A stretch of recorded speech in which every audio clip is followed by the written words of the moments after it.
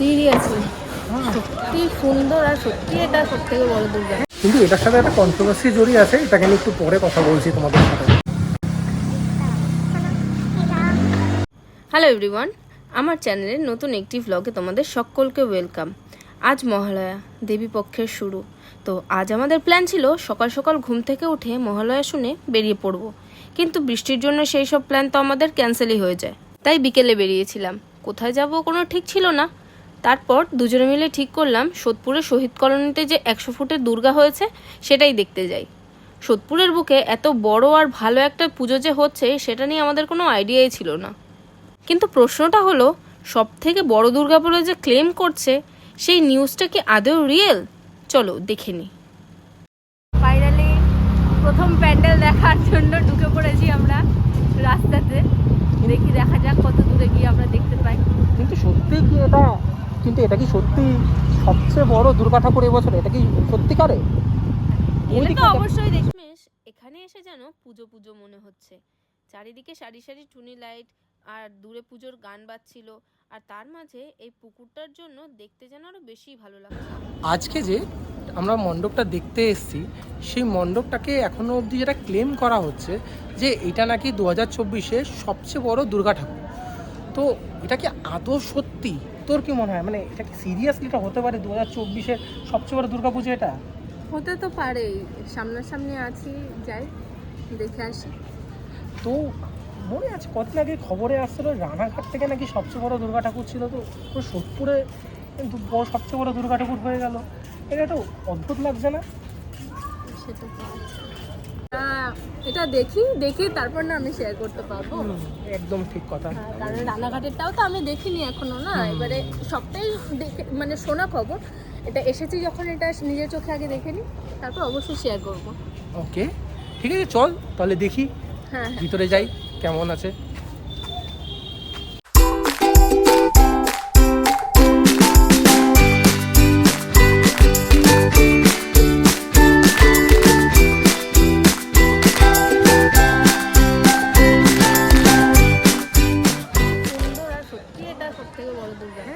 যে নিউজটা শুনেছিলাম সেটা কিন্তু সত্যি। হ্যাঁ মানে আমি বিশ্বাস করিনি, দেখে তো আমার লাগছে সত্যিকারই সবচেয়ে বড় দুর্গা। প্যান্ডেলের কাজ এখনো চলছে, এখনো পুরোটা কমপ্লিট হয়নি, যেটুকু হয়েছে সত্যি সুন্দর। চলো একবার তোমাদেরকেও দেখিয়ে দিই, চলো আমরা ঘুরে যাই।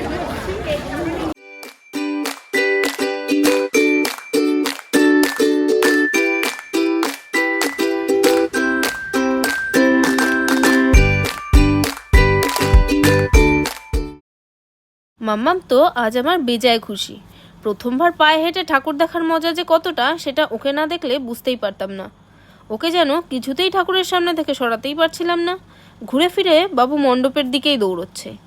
মা বাবা হওয়ার পরে নিজেদের খুশিটা যেন নিজের বাচ্চার মধ্যেই খুঁজে পাই। সময় কত তাড়াতাড়ি দৌড়ে না। গত বছর যাকে কোলে করে ঘুরিয়েছি এখন আমাকে তার পেছনেই দৌড়তে হচ্ছে। ফাইনালি মণ্ডপের ভিতরে আসলাম। বাইরেটা যতটা বড় করেছে ভিতরটা কিন্তু ছোটোর মধ্যে ঠিকঠাকই আছে। মেন প্রতিমা তো এখনো আসেনি মণ্ডপে, তাই তোমাদের সাথে আর শেয়ার করতে পারলাম না। এবার আসি কন্ট্রোভার্সিটায়, যেটা নিয়ে আমি কথা বলবো বলেছিলাম। কয়েক মাস আগে থেকে নিউজে আসছিল রানাঘাটে এবছর নাকি সবচেয়ে বড় দুর্গা প্রতিমা তৈরি করা হবে, কিন্তু সপ্তাহখানেক আগে জানতে পারলাম পুজোটা নাকি বন্ধ করে দিয়েছে প্রশাসন। তার কারণটা কি সত্যি অজানা। রানাঘাটের পুজো কমিটির লোকেদের কথা ভেবে সত্যিই খুব খারাপ লাগছে। তারা এত মাস ধরে এত বড় একটা দুর্গা প্রতিমা তৈরি করলো, কিন্তু সেটাকে সবার সামনে তুলে ধরতে পারলো না। রানাঘাটের লোকেদের দাবি এই পুজোটাকে সবচেয়ে বড় পুজো দেখানোর জন্যই ওই পুজোটাকে নাকি বন্ধ করে দেওয়া হয়েছিল। এই বিষয়ে তোমাদের কি মতামত? আসল কারণটা কি সেটা কেউ জানতে পারলে অবশ্যই কিন্তু কমেন্টে জানিও। কেমন লাগছে তো বলো, তো তোমার কেমন লাগছে? তুমি নাকি সবচেয়ে বড় দুর্গা ঠাকুর দেখতে এসছো, হ্যাঁ এই বছরে 2024-এর। তো বলো তোমার কেমন লাগছে, একটু বলো তোমার এক্সপিরিয়েন্স বলো।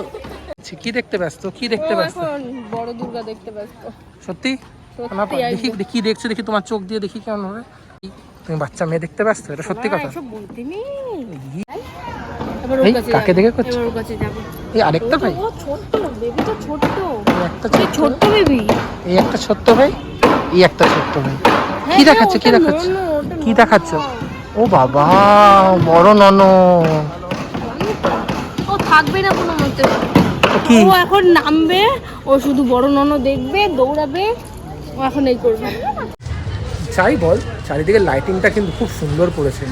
তোর কি মনে হয়? হ্যাঁ, পুরো রাস্তাটাও কভার করেছে, আর মাঝখানে পুকুরটা থাকাতে মানে সৌন্দর্যটা না আরো অনেকটা বেশি মানে ভালো লাগছে এখানটা। হ্যাঁ, মানে সিরিয়াসলি আমি জানতাম না যে এখানে এত বড় একটা পুজো হতে পারে। মানে এইটা সম্বন্ধে তো আমার সিরিয়াসলি একেবারেই আইডিয়াটা ছিল না। মানে পুজো তো শুরু হয়ে গেছে প্রায়, কিন্তু আকাশ বাতাসে সেই আমেজটা নেই। হ্যাঁ, এই আগের বছর যে পুজোর যে এনার্জিটা বা খুশি, যে বাতাসেই একটা পুজোর গন্ধ, সেটা কিন্তু নেই। হ্যাঁ, এই বছর পুজোর ভাবটা কিন্তু একেবারেই কিন্তু আমরা পাচ্ছি না।